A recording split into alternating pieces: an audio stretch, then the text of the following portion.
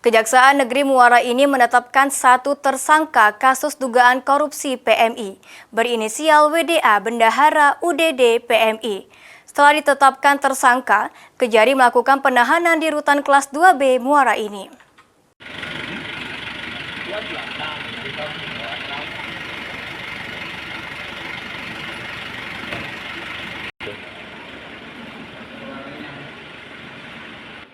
Kejaksaan Negeri atau Kejari Muara ini telah menetapkan WDA, Bendahara Unit Donor Darah atau UDD PMI Muara Inim sebagai tersangka kasus tindak pidana korupsi.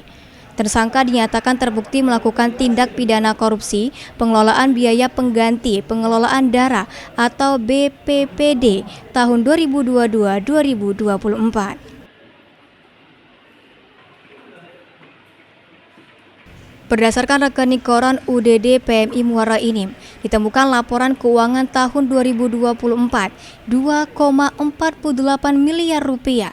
Namun dalam laporan pertanggungjawaban hanya sebesar 1,95 miliar.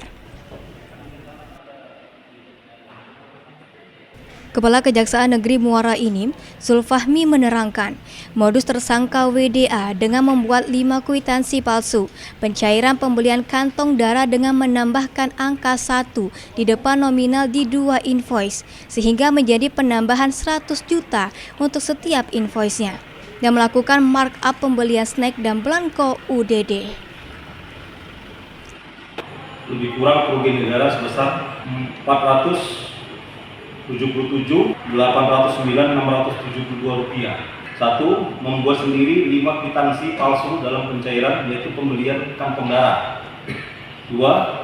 Menambahkan angka 1 dalam melakukan pencairan atas 2 invoice sehingga terjadi penambahan nominal pencairan sebesar 100 juta rupiah pada masing-masing invoice. Tersangka terancam hukuman minimal 4 tahun dan maksimal 20 tahun penjara. Setelah selesai penyidikan dan ditetapkan sebagai tersangka, WDA langsung dilakukan penahanan guna percepatan sidang perkara. Mardiansyah, PAL TV.